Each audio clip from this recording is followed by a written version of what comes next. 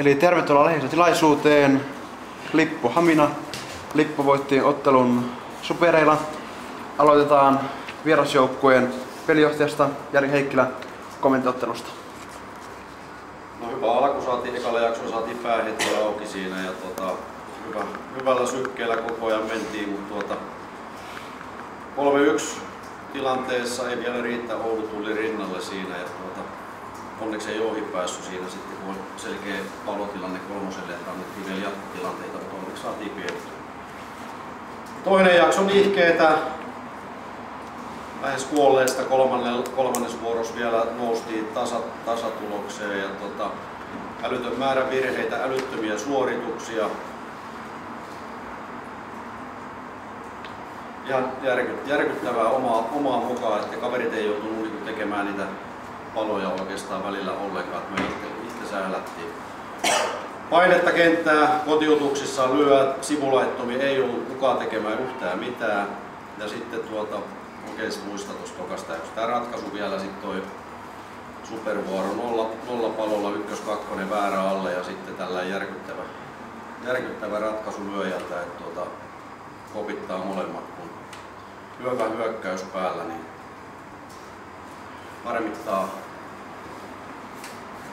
Painoiko mielestäsi eilinen peli vielä pelaajien jaloissa? Ei painanut yhtään, ei näkynyt ainakaan semmoista, että ihan hyvä virje päällä kaiken kaikkiaan, että ei ainakaan jalossa.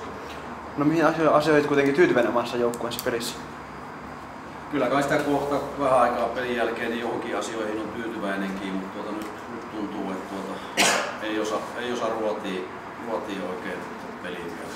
Tappio on aina tappio ja se harmittaa. Kiitoksia. Siirrytään kotijoukkueeseen. Erno Hautamäki, kommentit ottelusta. No totta kai erittäin tyytyväinen, että koko viikonloppuun lähes tuplattiin pistesaldo tämän viikonlopun aikana ja saatiin 2 hyvää peliä. Että alkukausi on ollut erittäin vaikea. Meillä on ollut paljon loukkaantumisia. Yhdessä pelissä näistä 10 on ollut kaikki miehet käytössä. Ja totta kai aina taistellaan voitosta sillä porukalla mikä on käytössä, mutta kyllähän ei se voi olla vaikuttamatta. Ja 17 pelaajaa taitaa olla käynyt kevätkauden aikana 5 lukkaria ja siitä huolimatta niin puolet peleistä voitettu, niin kyllä on niin varsinkin tämän viikonlopun Antti erittäin tyytyväinen. Tämä peli oli myös semmoinen todellinen taistelu meiltä. Että jos 2 lukkaria loukkaantuu peliaikana, niin kyllähän se rupeaa tuntua aika hankalalta, niin sen takia vielä on tosi onnellinen tämän joukkueen puolesta, että se on tehnyt kovan työn talvella ja alkukauden aikana ja nyt se sitten niin palkittiin 2 makealla voitolla. Mitä se sitten kävi, kun Korhonen vaihdettiin Haimiin ja siitä tuli vielä ilmeisesti toinenkin vaihto vielä heti perään?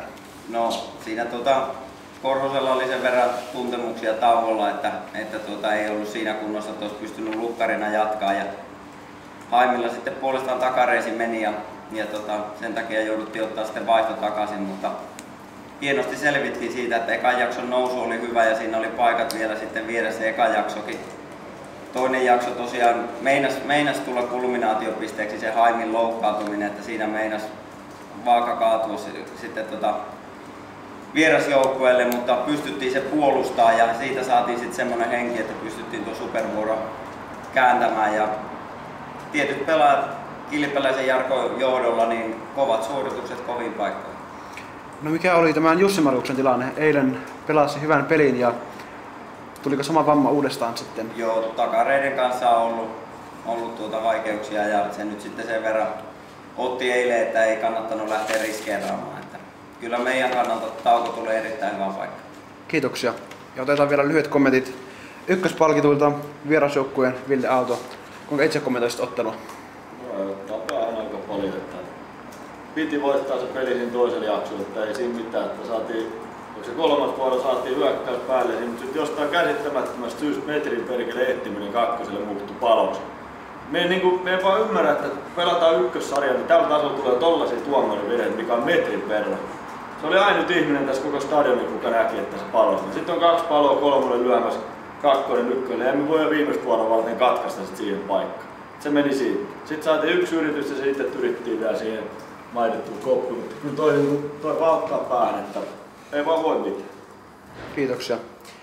Ja siirrytään sitten kotijoukkueen ykköspalkittuun. Jani Pylkkä, kuinka itse kommentoisit ottelua? No, hyvä peli meiltä. Hyvä peli ja niin vähän harmi homma, että niin Ainola nyt meni tuo takareisiin. Toivotaan nyt, ettei se pahemmin mennyt. Kyllä meillä oli siinä nyt tilaisuudet ottaa siinä aivan koko siellä toisella jaksolla paljon kuin ekalla jaksolla voittokin, mutta mentiin sitten superivuoroon asti. Ja sitten väännettiin ihan voittoon. Kiitos. Taistelun voitto. Kiitoksia. Onko vielä mediaedustajalla kysyttävää? Niin, mistä se johtuu sitten, että tämä niin ei ollut sitä haminaa, mitä viime kaudesta on nähty, mutta tämä on niin teidän näköistä ollenkaan Se on ollut edelleen liikkeitä. Aika ajoin meillä on hyviä pelejäkin tässä ollut. Ja mennään nyt liikaa niin kuin aaltoliikettä sillä lailla ylhäältä alas. Että se viime kautinen, mitä mainitsit viime vuonna, oli hyvällä itseluottamuksella, pelattiin tasaisesti niitä pelejä loppukautta lukuun ottamatta. Että nyt toivoo vaan, että tämä jossain vaiheessa nyt kättää semmoiselle pisteelle, että se nousee loppukautta kohti tämä meidän profiili tässä. Liikkeitä niin kuin näitte, niin kotiutuksien kanssa puuttuu kotiutuksesta edelleen se semmoinen päättäväisyys, että siinä on nyt vähän sellaista osalla miehistä, että se ei ole sinne päin. miten muuta sarjan tasoa on ollut muutama seura yrittää ihan tosissaan ylöspäin. On tämä kovempi tämä sarjataso varmaan kuin viime vuonna. Sanotaan, että tässä on kaikki on hyviä joukkueita, niitä ei voi kieltää ja varmasti niin 4 paikasta tavoittelee enemmän joukkueita kuin viime vuonna. Luulisin näin ja onkin kyllä toi näyttää siltä. Ristiin tulee peliin menee paljon. Onko vielä jotain? Joo, minä kiitän ja toivotan Haminalle turvallista kotimatkaa. Kiitos.